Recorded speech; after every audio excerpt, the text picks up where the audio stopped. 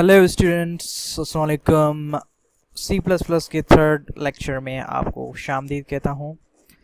आज के इस लेक्चर में हम जो है वो सीखेंगे कि वेरिएबल्स सी प्लस प्लस में क्या रोल प्ले करते हैं और क्या उनकी इम्पोर्टेंस है। तो वेरिएबल्स की जो है सी प्लस प्लस में बहुत ज़्यादा ही इम्पोर्टेंट है, क्योंकि सी प्लस प्लस मोस्टली काम करती ही वेरिएबल्स पे है। ठीक है, तो ये इसके बेसिक बिल्डिंग ब्लॉक्स हैं जो कि हमें चाहिए होते हैं सी प्लस प्लस के प्रोग्राम्स बनाने के लिए।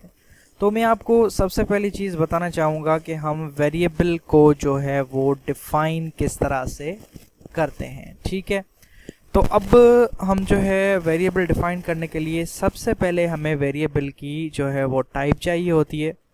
उसके बाद टाइप डिफाइन करने के बाद हमें चाहिए होता है वेरिएबल का नेम, जो कि हम अपने हिसाब से कुछ भी रख सकते हैं। ठीक है, क्या हो रहा है ये? ओके, तो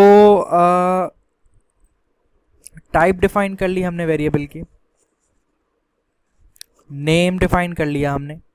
उसके बाद वो वेरिएबल किसके बराबर है। ठीक है, तो हम जो है यहाँ पर कुछ जो आगे आने वाले लेक्चर्स हैं उसमें हम अर्थमेटिक जो है वो कैलकुलेशन वगैरह सी प्लस प्लस में करके देखेंगे। तो उसके लिए हम जो है वो कुछ नंबर्स के साथ खेलेंगे। ठीक है, तो मैं यहाँ पर ये नंबर लिख लेता हूँ और ये लास्ट में सेमी कॉलन। ठीक है, ये है आपकी जो है definition how to define a variable. ठीक है, तो अब मैं आपको बताऊं कि जो हम शुरुआत करना चाहते हैं जिस टाइप से, जो बेसिक टाइप है वो है इंट। इंट मतलब कि इंटीजर टाइप। ठीक है, तो इंट और उसके बाद आ जाता है भाई के नेम। अब हम नेम क्या रखेंगे? नेम कुछ भी रख सकते हैं, आप अपना नाम रख सकते हैं, अली, आसिफ, अहमद, पाकिस्तान, कुछ भी। और आप चाहें तो सिंपल एक वर्ड, जैसे मैथमेटिक्स में वेरिएबल्स होते हैं, हमने पढ़े होंगे, आपने ही पढ़े होंगे, तो उसमें से आप कोई भी एक्स वाई जेड जो भी चाहें। तो मैं यहाँ पर जेड रखता हूँ और इज इक्वल टू 8 सेमीकोलन। अब ये है वेरिएबल की डेफिनेशन, ये इसका जो है डेफिनेशन, और ये एक्चुअली जो वेरिएबल डिफाइन किया जाता है सी प्लस प्लस में। ठीक है, तो अब आप जो है, ऐसा नहीं है कि सिर्फ टेक्स्ट को डिस्प्ले करा सकते हैं, आप किसी भी वेरिएबल को डिस्प्ले करा सकते हैं। तो अब मैं आपको दिखाता हूं कि इस ऐड को मैं कैसे डिस्प्ले करवाऊंगा। तो अब मैं यहाँ पर वो सी आउट की स्टेटमेंट लिखूंगा। ठीक है, यहाँ पर सिंपली यहाँ पर z लिखूंगा मैं और सेमी कॉलन।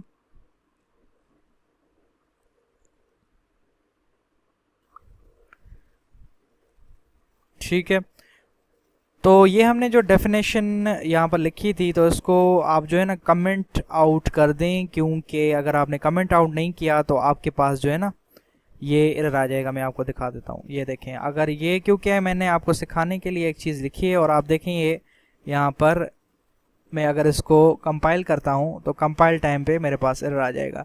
तो कमेंट करने का तरीका आपको सी प्लस प्लस में सिखा देता हूँ कि कमेंट करने का तरीका ये है कि आप पहले स्लैश लगाएंगे, उसके बाद स्टार, देन अगेन स्टार और ये बैक स्लैश। तो ये आपकी जो है एक चीज़ वो कमेंट हो गई। अब ये एरर नहीं दिखाया। अब मैं आपको बताता हूँ कि मैंने ऐड को कैसे डिस्प्ले करवाया। अब मैं इसको कंपाइल करता हूँ। कंपाइल करने के बाद जो है इसको रन करते हैं। ठीक है, अब आप देखें मेरे पास 8 डिस्प्ले हो गया है यहाँ पर। अब इसका मतलब ये है कि हमने z के वेरिएबल में 8 को डाला है। ठीक है, और हम जब अब प्रोग्राम कंप्यूटर यही समझेगा कि z जो के अंदर जो वैल्यू है हमने डिफाइन किया वो 8 है, और अगर हम सी आउट करते हैं z को तो z की वैल्यू हमें शो होगी, ना कि z शो होगा। क्योंकि जो वेरिएबल्स होते हैं वो मोस्टली जो है ना वो प्लेस होल्डर की तरह काम करते हैं, कोई चीज़ को वो जो है ना होल्ड करके रखते हैं अपने पास। ठीक है, तो अब हम जो है आगे चलते हैं और कुछ जो है ना इससे इंटरेस्टिंग की जो है ना वो कैलकुलेशन की तरह कुछ करके देखते हैं। तो अगर हम यहाँ पर सिंपली जो है वो कैलकुलेशन अगर कोई करके देखें, तो मैं एक और जो है ना वेरिएबल डिफाइन करूँगा यहाँ पर उसी तरह से y, और यहाँ पर मैं इसको रख देता हूँ 10, ठीक है। और एक और वेरिएबल बनाता हूँ मैं यहाँ पर जिसका नाम रखता हूँ सम, क्योंकि हम इनको ऐड करवा रहे हैं। आप सम लिखें ऐड लिखें वो आपके ऊपर है, इसमें कोई वो नहीं है, ठीक है। तो आप इसको जो है ना, सॉरी इसको, ठीक है। अब आप इसे आपने क्या करना है, z प्लस y सेमीकोलन। और अब हमने क्या किया है कि एक ऐड का वेरिएबल बनाया, उसमें हमने क्या किया है कि जो z है उसको प्लस कर दिया है y के साथ, यानी जो z ने वैल्यू होल्ड की हुई है उसको प्लस कर दिया है जो y ने वैल्यू होल्ड की हुई है। तो अब हमने क्या करना है, सिंपली सी आउट कराने के लिए हमने सी आउट लिखना है और हमें सिंपली ऐड का वेरिएबल यहाँ पर डिफाइन कर देना है, क्योंकि सारी कैलकुलेशन जो होल्ड की हुई है वो ऐड के वेरिएबल ने होल्ड की है। तो अब हम इसको कंपाइल करते हैं,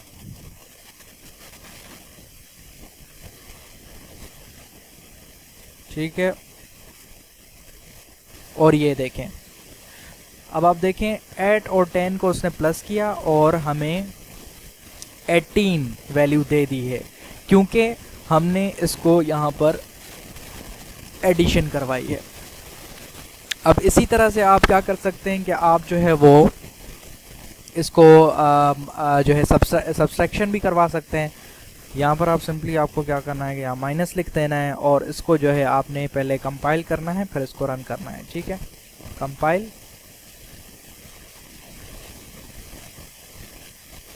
ये देखिए